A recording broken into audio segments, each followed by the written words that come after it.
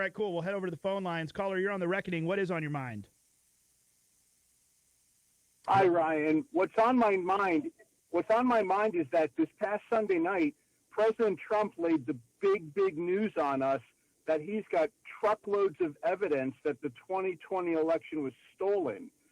So I'm confused, though. Why is no one talking about that? He said it's the crime of the century, so I would think like he's going to present that information tonight, and that this is what it's about. And probably Dan Bongino probably cracked the case, and that's why he's not needed anymore. Why is no one talking about this enormous news?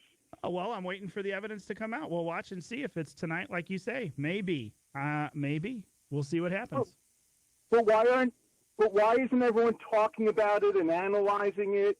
It's almost as if no one believes President Trump. Yeah, well, I don't know about that, but I do know that none of us really believe you anymore because you never call in for genuine discussions. Do you have something that I should hear about the 2020 elections otherwise? You want to convince me why they weren't stolen or why they were secure? You got anything to throw at me there? Well, being that Donnie has truckloads of information. No, I'm asking about you. Why isn't everyone talking? I'm asking about you. No, what's your take on the 2020? I think he's completely full of crap, and I love how clowns like you cover up for him and just pretend like you didn't say it. And I love how you ignore every question thrown at you. You got anything for me? I've talked extensively on this program about the 2020 election fraud and where I see that both in media and election systems, all sorts of questions I have, and questions that I don't have answers to, but I think they're good questions. I've gone on record quite a bit. I'm asking you right now, what do you think? Do you think it was good to go? Just because all of his own people under oath said it was good, can you answer a question? To believe that it was. I'm asking you. I'm not asking you about Trump. Of course, the election was fine. Okay, why do you think that? I'm not retarded enough to believe that it wasn't. Well, why do you think? Well, all you've got is, you know what? Pause. If you don't have anything except for hyperbolic names to throw around, and you're not going to answer me and listen to me, we're not going to keep you on. What makes you think it was good to go? I saw so many things that call into question, from the media shenanigans around the Hunter Biden laptop to all sorts of other stuff that was absolutely, at this point, has been proven to be a very different story than what the apparatus of media and political people went to in 2020. That alone, not even getting into election systems, that alone would have changed, up to 20% of the vote, people say in polling afterward? Is that not a factor here? Do you admit that is true, that we had a cover-up on the Hunter Biden laptop story that later was proven to be true the entire time the FBI knew it? Ryan, how many times a day do you beat your wife? I don't know, but Is it over 10? You know what? I Can only you prove have to me time. That you don't, oh, never Ryan, mind. You owe it to your listeners. No, hold on. Don't cut him yet. I owe nothing to you because you have no genuine conversation left in your body. It is gone. It has been wiped out by Trump derangement syndrome. And all you've got now is terrible things to hurl at other people. I feel bad for you. Say it again. Prove to people that you don't beat your wife. I know you love to play games, and you're just – I really wish you all the best, that you find a good show one of these days that actually engages you on your level, but I can't get down that far. Thanks so much. Bye-bye. Folks, I got nothing for these people. This really is the depths of Trump derangement syndrome. And I know it's a cutesy term. We throw it around. But there are some people who are so wrapped up around political personalities and around all this other stuff, they can't go back to an issue and talk about it. I just brought it up right there with the Hunter Biden laptop story. Right there.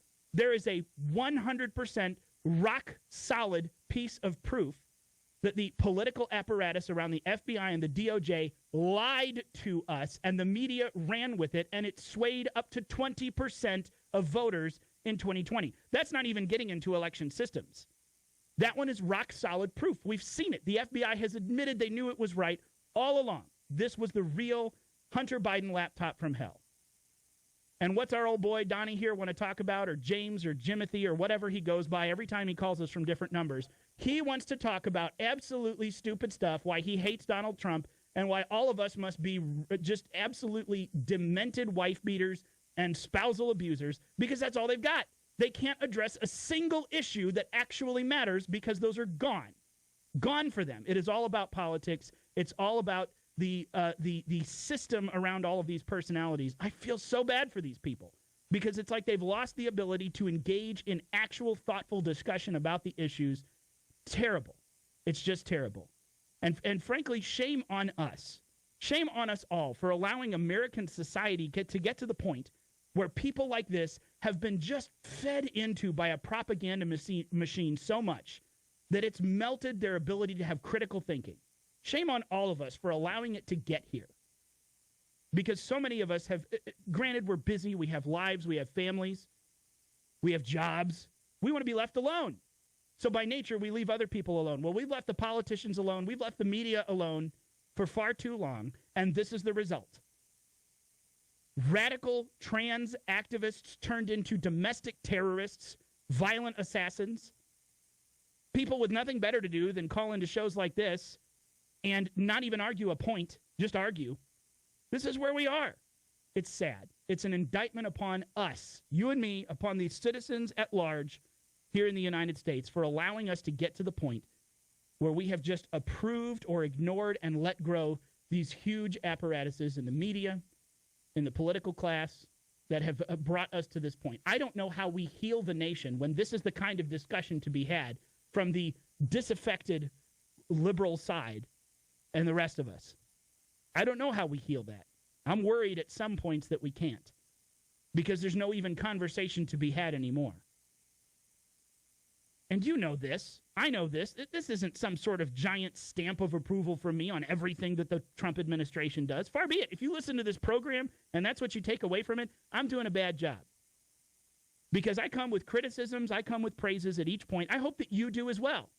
Because we're not holding up the standard of, do I like this candidate or not? Do I like this politician or not? We're holding up the standard of truth. Here is how the truth shakes out what is moral and immoral, what is righteous and unrighteous. Here is how the Constitution defines the path that we move forward. And what do we get? Sometimes we're in favor of certain people or certain policies. Other times we're opposed to them. This is why you'll hear sometimes strategies that are different than other people. Because I'm looking at the values and the strategy. But all of it takes critical thinking. All of it takes being reasonable. And I don't know how we are able to move forward in any kind of reasonable setting with people who've just abandoned reasonability for madness. Sometimes I get discouraged. I'm not trying to bring one of those situations down on us right now. But this whole conversation with our recurring troll who loves to call and get clips of us. I guess he's got some sort of shrine somewhere where he likes to go back and listen to himself talk. It just tells me, again, how divided and broken we are and how much it's like we're not even speaking the same language. Beneath it all, beneath all the political problems, beneath all of the everything, folks, we do have a spiritual and a cultural divide in the United States of America. That must heal first, or everything else that we do is a Band-Aid. All the talk radio shows in the world, all of the new laws passed, all of the executive orders signed are just Band-Aids. We have a broken and divided people who know